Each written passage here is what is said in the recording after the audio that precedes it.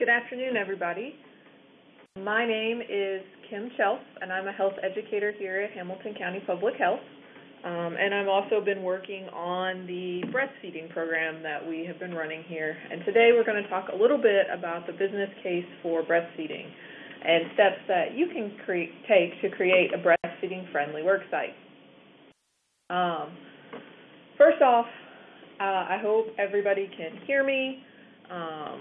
And if you need to ask questions, you can type them into the chat box on the left side of the screen, and I'll try to answer those as we go through.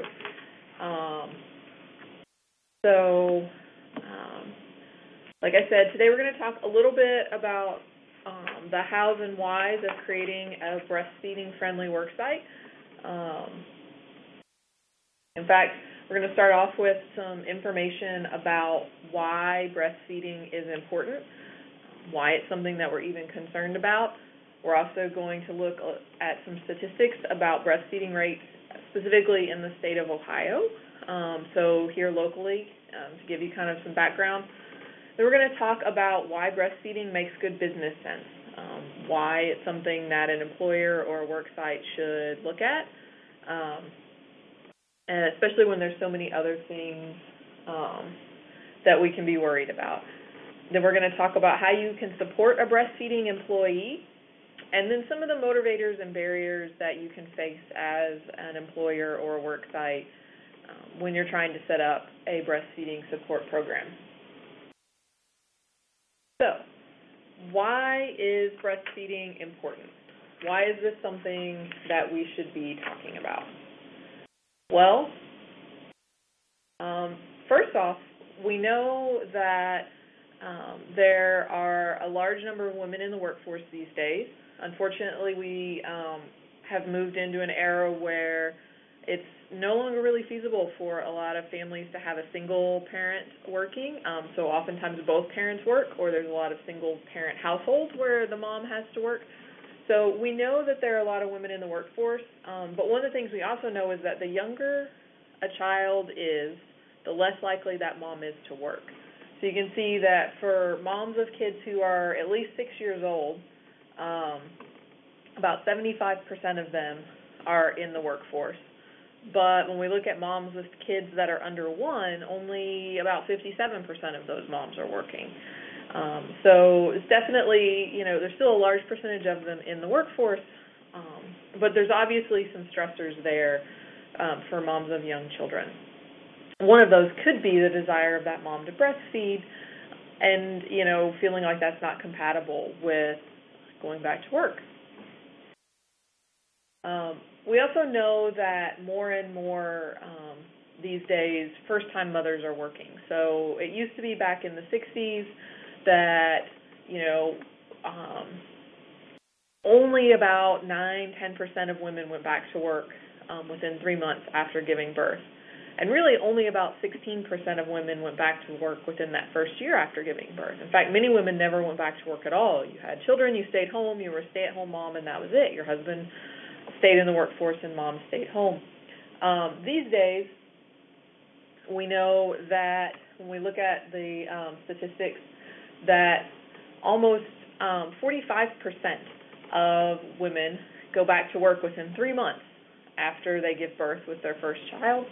And when we look at within that first year, it's almost 64% of women go back to work.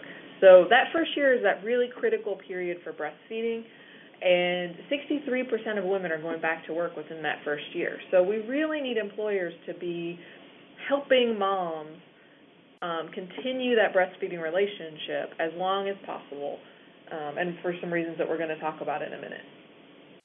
So when we do talk about breastfeeding, the current recommendation from the American Academy of Pediatrics is that a woman breastfeed her baby exclusively for the first 6 months, meaning no other foods or beverages provided, and then continue breastfeeding along with complementary foods for up to the first year, or as long as both the mom and the baby wish. So, they say for at least a year, but it could be longer. Some women choose to breastfeed longer than that. Some babies lose interest around about a year. Some moms think it's just too much trouble around about a year, but if we can get moms to about a year, we feel pretty successful with that. This recommendation does come from the American Academy of Pediatrics, but is kind of also endorsed by a lot of these other agencies, so it's not just a one group thing. There are definitely a lot of groups that endorse the exclusive breastfeeding for at least 6 months. And there's some really good reasons why. We know that breastfeeding is really, really good for babies. It has a huge health effect for them. It decreases their chances of getting a lot of different diseases. One of the biggest ones that you hear about a lot, especially in our area here in Hamilton County, is it decreases the chances for SIDS, or sudden infant death syndrome. It also reduces their likelihood of getting a lot of common childhood illnesses, such as respiratory infections, ear infections, allergies, and then some chronic diseases later in life. So babies who are breastfed are less likely to be obese, they're less likely to develop diabetes, they're less likely to develop leukemia. So there's a lot of really great health benefits for babies when they're breastfed. But going back to the SIDS, we know that breastfeeding lowers the infant mortality rate. It lowers the risk of a child dying before their first birthday, which is how we calculate infant mortality. And here in Hamilton County, we have a real problem with infant mortality for a lot of reasons. Breastfeeding is a portion of that. And we know that the national goal that has been set for the United States is that by the year 2020, the national infant mortality rate be 6 infant deaths per 1,000 live births. So that's only 6 babies out of every 1,000 that are born will die before their first birthday. Currently in Ohio, back when this data was available in 2008 to 2012, the Ohio infant mortality rate was 7.7 deaths per 1,000 live births. And in Hamilton County, it was actually even higher than that. It was 10.3. So 10 out of every 1,000 babies that were born in Hamilton County didn't make it to their first birthday. Breastfeeding won't solve that problem completely, but it can certainly help. And it's certainly a very important piece of the puzzle, and something that if a mom wants to breastfeed, we should do everything in our power to help her continue to breastfeed. We also know that when children go to childcare, when they're in daycare, that being breastfed can have a really good effect for those babies as well. So one of the things that happens is kids go to daycare, they tend to get sick because you've got a lot of kids there, they're in close proximity. But we know that if a baby is breastfed for at least 4 months, it significantly decreases their chances of needing antibiotics while they're in childcare. So it keeps them from getting sick, basically. And we know that this protective effect actually lasts well beyond the time that the child is actually nursing. So if they're breastfed for at least 4 months, we see their health being better. They're not getting sick as much for at least the first 2 years of that child's life. So that's a huge effect. You can breastfeed for just 4 months and keep your kid healthier for 2 whole years. And obviously if a mom is going back to work and dad is also working, then that child probably is in childcare. So this is a huge thing. We can keep those kids healthier, and we all know that when the kid is sick, they can't go to daycare, which then means somebody has to stay home with the baby, and that somebody is then absent from their own job. So if we can keep baby healthy more often, then we can keep mom and dad both at work more. But it's not just good for babies. Breastfeeding is also good for mom. It can decrease mom's risk of a lot of postpartum complications, including postpartum bleeding, as well as postpartum depression. It can also improve mom's outlook for her own chronic health conditions. So moms who breastfeed are much less likely to get diabetes. They're much less likely to develop breast cancer or ovarian cancer. It helps prevent rheumatoid arthritis, helps prevent obesity. So there's a lot of great reasons both for mom and for baby that we want to talk about breastfeeding. Not to mention, the one that a lot of moms really like is that breastfeeding is sort of a natural form of birth control. So as long as you're breastfeeding, it tends to make it harder for mom to get pregnant again, which improves birth spacing. We want those pregnancies spaced out so that mom's body has a chance to fully recover from one pregnancy before it has to go through another pregnancy. Optimally, we recommend that women wait 18 months from birth of their first child until conception of their next. And while most OBGYNs don't recommend using breastfeeding as the only form of birth control, it certainly is a great tool in that toolkit that can help spread those pregnancies out. There's also some really great economic and community benefits of breastfeeding. You can see here that if 90% of women breastfed exclusively for 6 months, it could result in nearly $13 billion saved in the U.S. each year and 1,000 infant deaths prevented. So this is, not only is it good for baby, not only is it good for mom, but it's also good for the community at large, society, the economy, all those things. And a lot of that $13 billion is going to come through reduced healthcare costs, also costs to the environment. So breastfeeding tends to be very environmentally friendly. There's no packaging involved in breast milk. There's no transport costs. You're not looking at gas to try to get it from one place to another.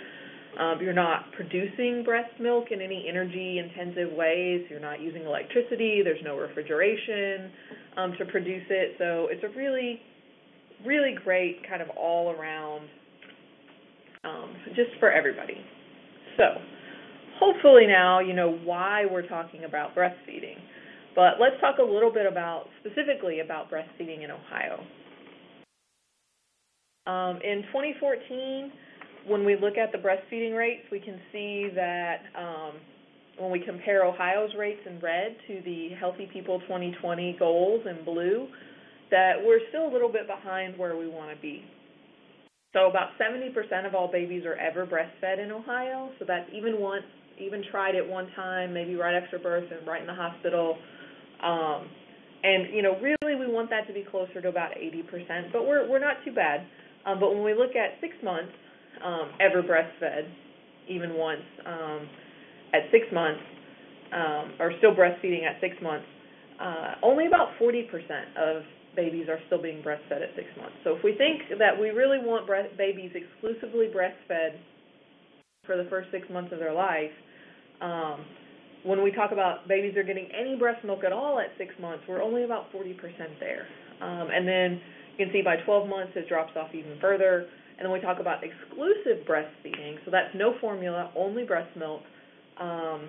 At 6 months, we're down below 20% of babies are exclusively breastfed at 6 months, and that's certainly well below where we would like to be. And then when we kind of look at the breakdowns of who is breastfeeding, who is not, we know there's some disparities, especially based on race. So when we look at this, we look at white women are much more likely to have ever breastfed or be breastfeeding 2 to 6 months after delivery than Black non-Hispanic women. And that's something that you see in a lot of places. It's not exclusive to Ohio, but is something that we do know exists. You can see that starting out, there's not much difference, but when we look at that 2 to 6 months after delivery, African American Black women, especially the non-Hispanic Black women, are much less likely to be breastfeeding at that point. And then we look at education levels. The more education you have, the more likely you are to breastfeed. So you can definitely see that with more than 12 years of education, 85% of those women will have ever breastfed. Versus, when we look at less than less than 12 years of education, so maybe didn't graduate from high school, only about slightly more than 50% of those women will try to breastfeed. And then we look at Medicaid versus non-Medicaid women. Again, non-Medicaid women are much more likely to ever breastfeed and to still be breastfeeding 2 to 6 months after delivery. And there's a lot of reasons for those disparities, but a lot of it can have to do with the jobs that these women are potentially going back to. If you're more highly educated, you're more likely to work in an office, maybe have more paid time off, have more flexibility in your job, whereas if you have a little less education, there's a good chance that you're working an hourly job, maybe part-time, maybe in something like fast food or retail, where it's a little bit harder to get that time in if you want to try to breastfeed and need time to pump. So as an employer, why should you worry about your employees, whether or not they're breastfeeding? Well, for one thing, it's a win-win for both an employer and an employee. We've talked about why it's good for women and babies, so you might understand why an employee wants to do it, but why as an employer should you care? Well, there's a lot of reasons, actually.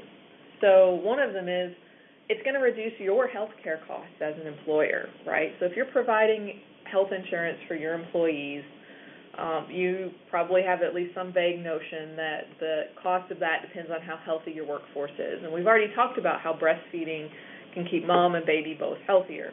So that's a good thing. So when we put numbers to this, one of the things we see is that for every 1,000 babies who are not breastfed, when we compare them to babies who are exclusively breastfed, there are an extra 2,000 physician visits, 212 hospitalization days, and 609 prescriptions. So basically, formula-fed babies have about 3 times the healthcare cost of breastfed babies.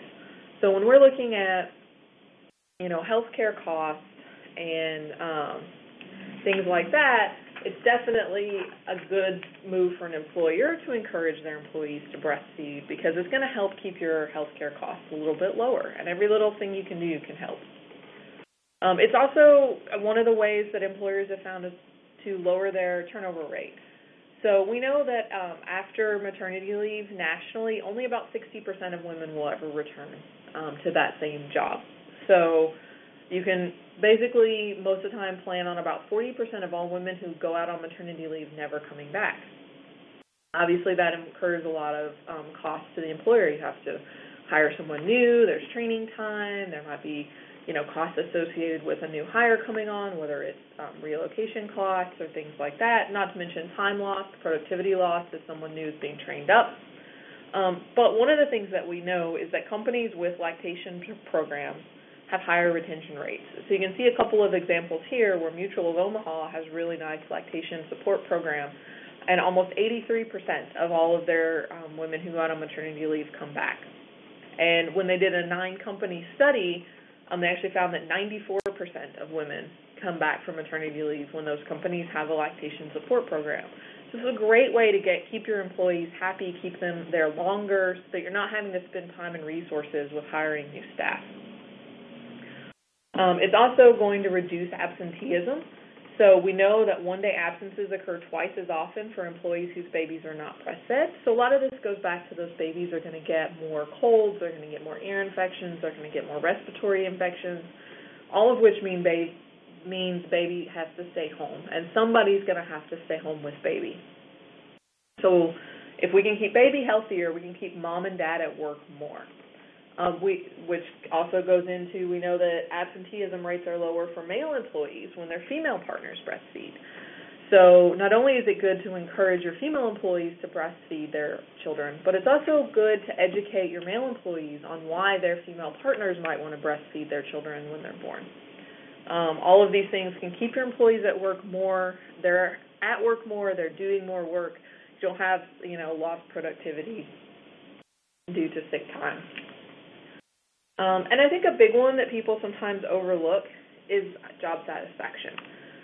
When you support your employees in something like this, it sort of sends that message that you care about them, that they're important, and that's going to build into greater job satisfaction. Your employees are going to care more about their jobs. They're going to work later into their pregnancy. They're probably going to return to work a little sooner after they give birth. They're going to have higher productivity and morale, higher employee loyalty, and a lot of times they'll even work more kind of on their own time at home, things like that, if it's a job that allows for those sorts of things, because they feel valued by the company. So it's less of just a job and more of something that they love to do. And as a nice spillover effect, this can also have them at least perceive that there's less stress at home. I think everybody knows having a newborn around is stressful, so if we can do things to make them feel a little less stressed, that's always good too. So the next question that I usually get is something along the lines of, well, that all sounds great, but as an employer, what can I do about it? I can't force an employee to breastfeed, which is very true. And certainly one of the things that we talk a lot about here at the health department is we don't want to push anyone into breastfeeding if that's not what they want to do. But what we do want is that if a woman chooses to breastfeed her infant, that she have the choice to continue breastfeeding when she reenters the workforce, if that is something that she wants to do or has to do. And so for a lot of women, going back to work can be a huge barrier to breastfeeding, and we want to try to break that down. So when we think about an employee going back to work who wants to breastfeed, really the needs are very minimal. They need time and space to express their milk on a regular basis. They need some support from their supervisors and their colleagues. They need some information on how to successfully combine breastfeeding with employment. And they need access to health professionals who can assist with breastfeeding questions and concerns. And these professionals are usually available in the community. It's not something that as an employer you have to provide, but it is always good to have maybe a list where a woman can find that information of where they are. And in terms of some of the information on combining breastfeeding with employment, there's lots of great pre-made information out there. There's lots of great websites. So it's, again, not something that you have to come up with all on your own. It's just making sure that a woman knows how to access the information that's available. So there's really sort of 4 steps in lactation support: support, time, education, and place. So we're going to start with talking about support. Really, beginning a lactation support program is pretty easy. We always talk about starting with an assessment of need, so figuring out, is this something that you really need to do as an employer? And then figuring out where you want to house the program. A lot of times this is in the Human Resources Department, but it doesn't have to be. There may be a place that makes more sense. Maybe you have a wellness division or a wellness program. Maybe you have an employee assistance program, and it makes more sense to have it there. So this can really be anywhere that you decide. You're going to want to get a group of people together to identify the needs and some solutions. So if you have moms that have breastfed at your while they've been employed with you, it's always great to involve them. Maybe you have your HR person or someone from HR involved, maybe some supervisors or some managers. It just really depends on how your workplace is structured, but it's always good to get a group together. And then gaining assistance from those community resources. Those are some of those professionals and people that we talked about. And a lot of them are really eager to help out workplaces. They understand how important breastfeeding is, and they want to help women breastfeed longer. There's a really great set of resources in Hamilton County and the surrounding areas. We can provide you with a list of them if you're interested. You can email me. My contact information is available later in the presentation.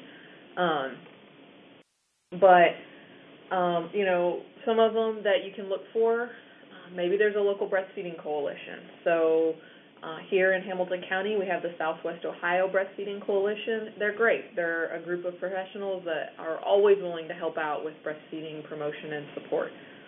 Maybe it's a local lactation consultant. Maybe reach out to a hospital and see if they have lactation support staff or information available. So there's lots of stuff out there. And then you're going to want to promote this program to gain buy-in and support from the women, because it's great to have it, but if you don't let anybody know that you have it, it's kind of useless.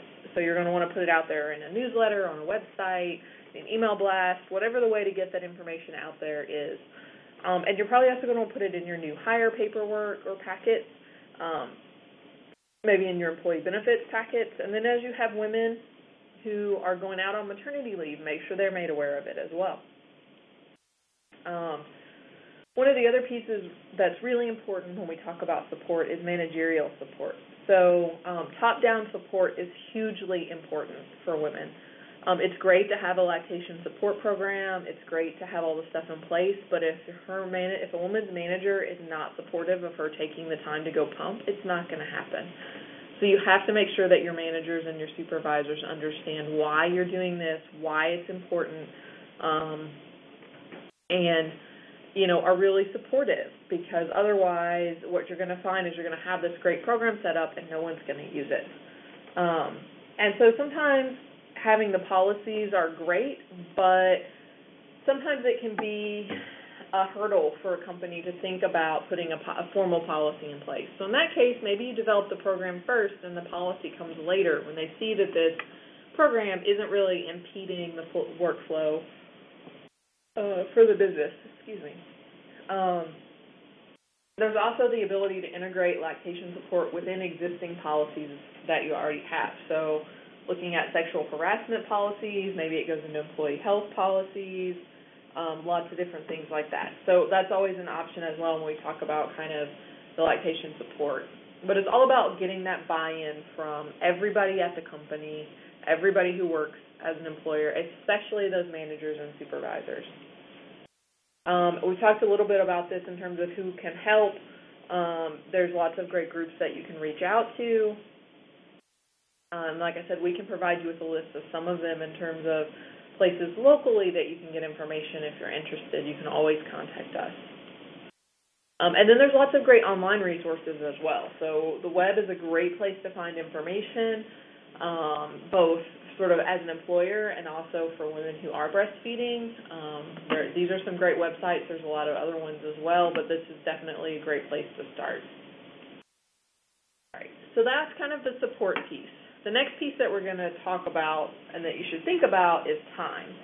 So there's sort of two elements to the time step on support. One of them is the time it takes for a mom to sort of transition back into the workplace. And one of the things that is recommended as sort of a best practice is that as an employer, you offer a gradual return to work. And this can take a lot of different forms. It's been done in a lot of different ways, and none are necessarily better than others. But it's important that you give mom a chance to sort of, if possible, transition back slowly. It's a little jarring when you've been off work for 6, 8, 10, 12 weeks, and then all of a sudden you try to jump back in full time, and 12 weeks sounds like a long time, but a 12-week-old infant is still not sleeping great. Mom's probably a little sleep deprived. There's a whole new schedule going on. She's still recovering from pregnancy and birth. And so giving her a chance to kind of transition back gradually is really helpful in sort of working out some of those kinks and helping maintain the breastfeeding relationship if that's been established. There's a lot of ways to do it. Like I said, you can do part-time for a period of time. There's job sharing possibilities, maybe, telecommuting, work from home, or flexible scheduling. I know at our workplace we allow women to transition back slowly over a couple of weeks. So when I came back from maternity leave, I was able to work 2 days one week and 3 days the next week and then come back full time. So it was kind of nice, gave me a couple days to kind of get my feet in, and then, a 3-day week and then sort of a full week. Other places will do half days maybe for a couple weeks, so you work just mornings or just afternoons. Lots of different options. But it is really helpful if you can allow mom that sort of gradual chance to come back to work. And then once she's back at work, she's going to need time to express her breast milk. It is vitally important that mom has plenty of time to express milk. Otherwise, she can end up in pain. She can end up with an infection.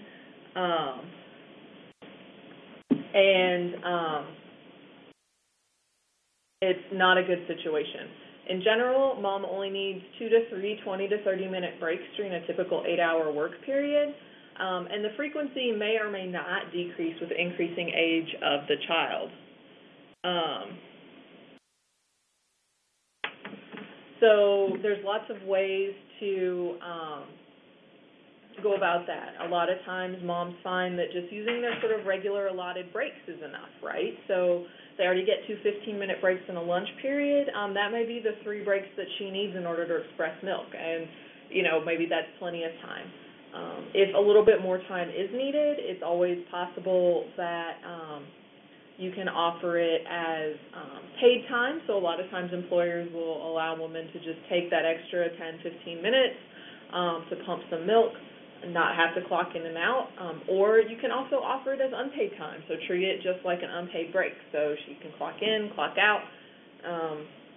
There's also, ways to do that with flexible scheduling. So if she takes 10 extra minutes on her break, then she works 10 extra minutes at the end of the day to make up the time. There's lots of options. So we're not talking about a huge amount of time. We're really looking at maybe a maximum of about an hour and a half at an 8-hour work period, some of which is probably already her lunch period. There's lots of different ways to work it into a schedule and make it fit.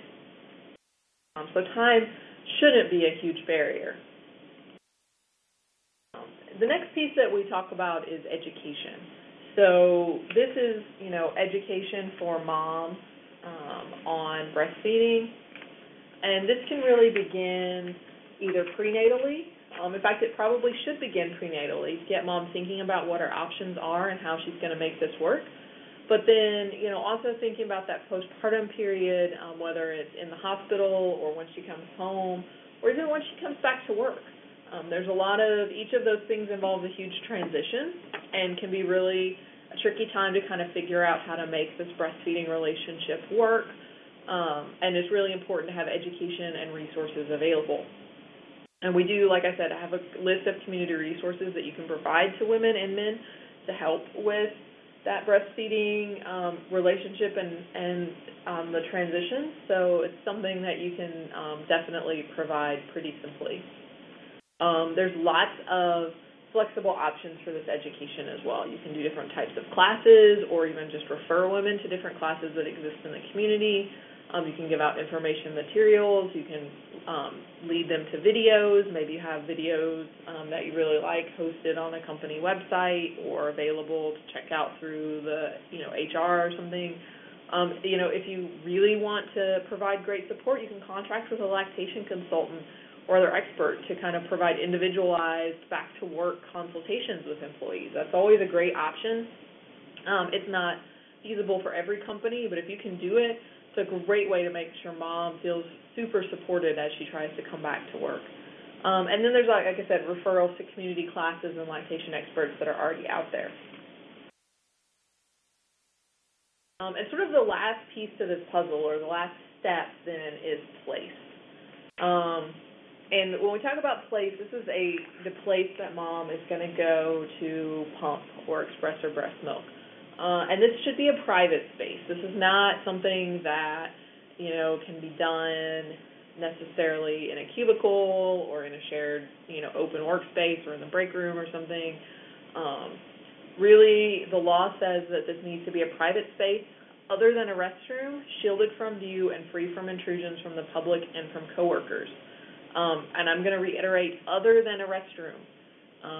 You probably don't want your lunch prepared in a bathroom, and baby definitely doesn't want his or her lunch prepared in a bathroom. It's not sanitary to pump in a restroom, and we definitely discourage anyone from ever encouraging or telling a woman that she has to express her breast milk in the bathroom. But it doesn't have to be a giant space that you provide. 4 feet by 5 feet is minimal, and really that's just a decent-sized closet. I've seen copy rooms used. I've seen empty offices. I've seen conference rooms, library spaces, all sorts of different things that you can do to create a space for someone to pump. It should have access to nearby running water, so that doesn't have to be in the room. But hopefully there's a space nearby that has access to a sink, and that can be a restroom. So maybe it's a room right across from a restroom where mom, when she's done, can wash her hands, wash up her pump parts, things like that. Or maybe it's a kitchenette in your office space. There's definitely different options with that. We like to provide access to an electrical outlet. Most electric breast pumps do require an outlet. Some of them are battery operated, but I can tell you from experience they will chew through batteries like nobody's business. So if you have the ability to provide an outlet, that's the best thing to do. And then a lock on the door so that mom knows no one can walk in on her, that she's in that private, secure room and doesn't have to worry about someone barging in the middle of her pumping session. It's also important to make sure that you educate your other coworkers that when she's in that room, she is not to be disturbed. A lot of times you'll hear stories of women who have a door that locks on their pumping room, but someone else has a key and they'll just barge on in because they think whatever they need is more important than what she's doing, and that can be really stressful for a mom. It can be something that adds a lot of stress to something that's already not easy, and that can just slow everything down. So the more relaxed, the more calm, the more secure you can make mom feel, the quicker the whole process is going to go. There's other things that you can do in terms of providing sort of different options. Like I said, you can use a locked office, a conference room, some sort of closet, copy room. Maybe you set it up, in a small office that doesn't get used very often or is only used intermittently. I've seen places that will actually kind of build temporary walls to enclose a small space within a larger room to kind of make a private area. But like we said, a restroom is not a sanitary place to express breast milk, and it is not okay to send your employees to a restroom to pump. Sometimes you'll have a separate room off of the restroom, and that's okay. But she should not have to go pump in a restroom stall or within the restroom space. Like I said, no one wants to, think about their food being prepared in a bathroom. So let's not have mom pump in a bathroom. When we talk about what should be in the room, it's really pretty simple. You want to have a comfortable chair. It doesn't have to be anything fancy, just a comfortable chair for mom to sit in, some sort of flat surface to sit her pump on, so a shelf, a table, a filing cabinet, a desk. There's lots of different options for that. Like I said, there should be a sink nearby. It doesn't have to be in the room, but somewhere nearby should be access to a sink and running water. And if you want to provide extra things like a refrigerator for storing the breast milk, a breast pump itself, or some sort of pumping supplies, that's great, and a lot of companies will choose to put like a desk, a computer, and even a phone in there so that when a mom's in there, she can continue on with her normal work. So she can still be checking her email and doing conference calls and, all sorts of stuff. There's definitely ways to make this not a total interruption of a day for certain jobs. It's not feasible for every job, but it's certainly something to look into. The other big question that we often get is how many rooms should you have? The general rule of thumb is one lactation room for every 50 women of childbearing age at your company. But this can vary depending on how things are laid out. So if you have multiple buildings or a very large building with multiple wings, it might make sense to have a space in each building or in each wing, even if you have fewer than 50 employees who might need it. In other cases, you might have, a lot of employees, but maybe they're out of the office half the day working out, out in the field, and so, even though you have 150 employees, you really only need one space because there's not that many women in the office at any given time, or something like that. So there's going to be a lot of things that factor into that calculation, but the general rule of thumb is one station per 50 women. And these are just a couple pictures of a lactation space that exists at the Ohio Department of Health. I mean, you can see it's not super fancy. They have a chair, a desk, a bookshelf with some supplies on it. They actually do have a sink in their room, which is really nice, but like I said, it's not a requirement. And then that yellow thing that you see sitting on the desk is actually the breast pump. So they do provide a pump for their employees, which is a really nice touch, but like I said, it's not necessarily required. And then we've talked a little bit about promoting the program, and you want to make sure that women are aware of it, that they know that there's a space available, they know this is something that you encourage, and there's lots of different ways to do that.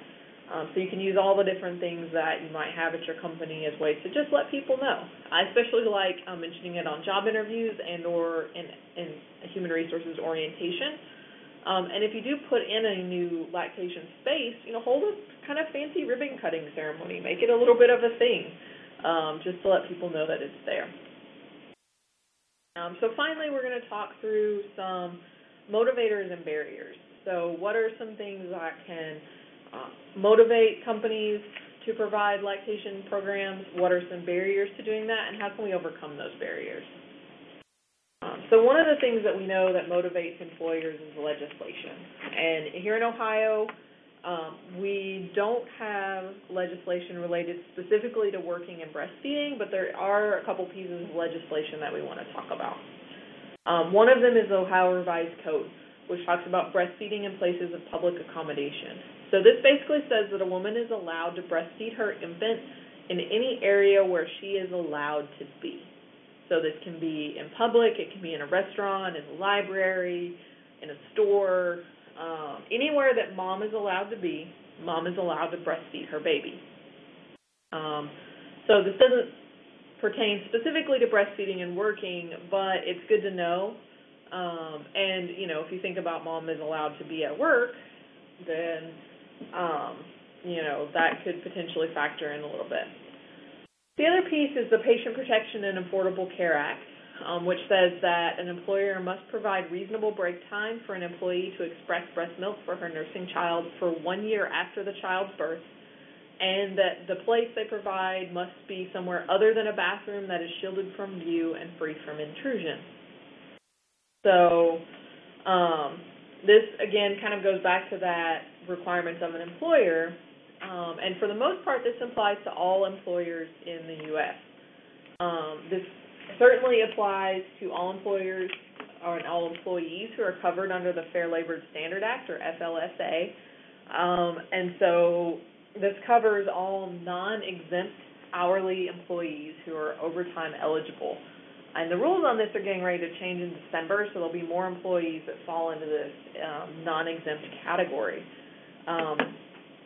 But, one of the nuances to this is that employers with fewer than 50 employees are not subject to the FSLA break time requirements if compliance with the provision would impose an undue hardship. So just because you have less than 50 employees doesn't mean you get out of it.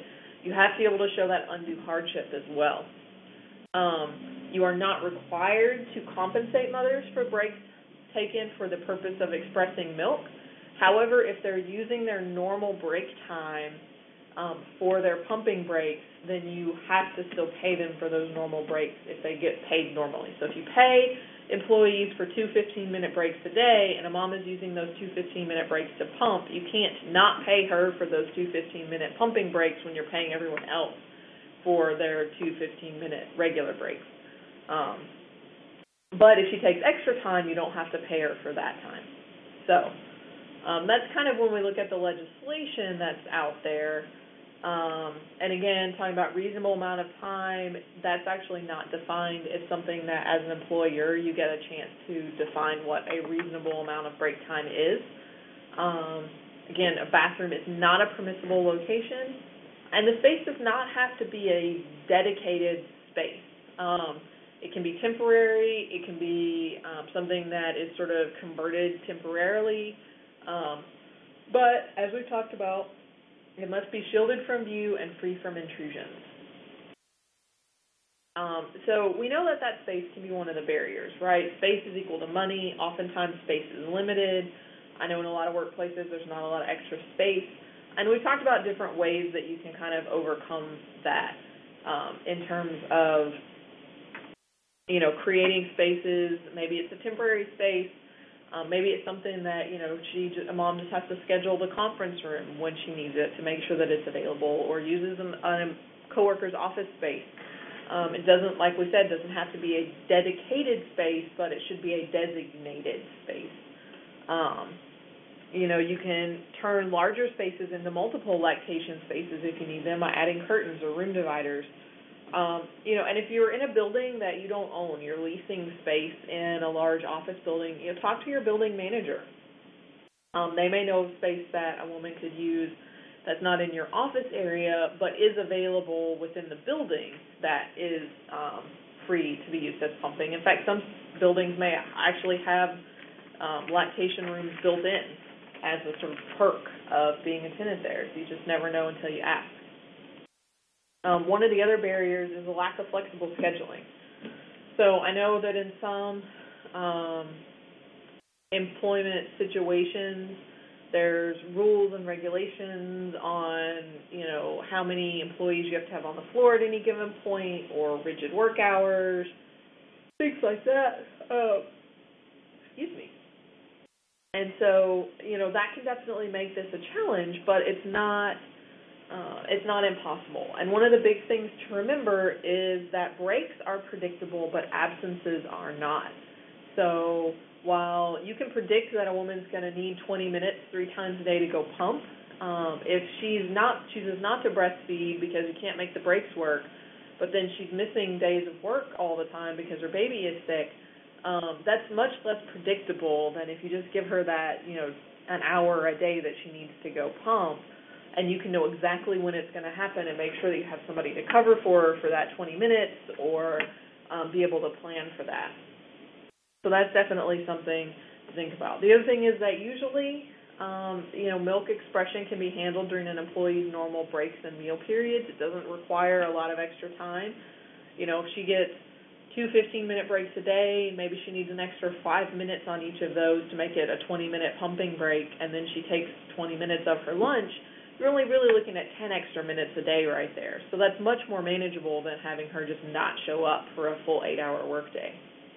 And that lactation support is a temporary need. This is something that's going to be required of a woman for the first 6 months, year and a half after she returns to work, but it's not something that's going to be ongoing forever.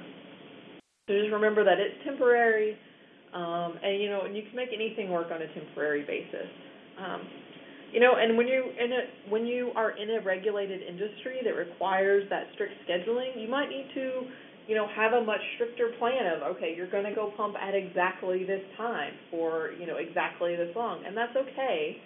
And that might be a way to make it work so that you know exactly when she's going to be missing, and it's not, I need to find somebody to cover for you, let me know, and it kind of bounces around. I mean, having that strict schedule can be a bonus sometimes. Another big one that we hear a lot is the potential resistance from colleagues. People say, well, why is it not fair? She gets to take extra time off to go pump. But we've got to remember that companies a lot of times offer programs that are targeted at a very narrow band of employees. If you offer smoking cessation programs or exercise programs or nutrition programs or things like that, those are not necessarily targeted at everybody. It's okay to have programs that affect only a small group of employees. And I think it's important, this is where that education piece comes in for all employees to know and understand how this is going to affect not just the health of that particular employee and her baby, but how it can really be a benefit to everybody. So talking about those lower health care costs, the increased productivity, the lower absenteeism rates, things like that. All of that stuff is definitely a bonus to the company at large. So it's good for everybody, not just the employee who is breastfeeding. And this, again, is where you really need that support of managers and supervisors and do the education so that they understand why she, is taking the time to breastfeed, what she's doing, why she's taking time out of her workday to do it, and understand that, you're trying to find ways to minimize the impact on everyone else, and don't look at it as, she gets an extra 20 minutes a day to take a break. Because believe you me, as someone who has breastfed and who has pumped at work, it's not a break. It's one of the least fun things I've ever done at work, but it was also really important for the health of my baby, and so I was willing to do it. So those are some of the common barriers, some of the common questions we get. And I hope you found some of the information that I presented useful for you. If you have any questions, please don't hesitate to call me or send me an email. I love to hear from people. I love to answer questions. So hopefully, if you do come up with any questions, let me know and we can work through them together. If you'd like a copy of the resource guide that we have specifically for Hamilton County, I'm more than happy to send that to you if you let me know. And otherwise, I hope you enjoyed the webinar today. Please give us good feedback, and thanks for your attendance.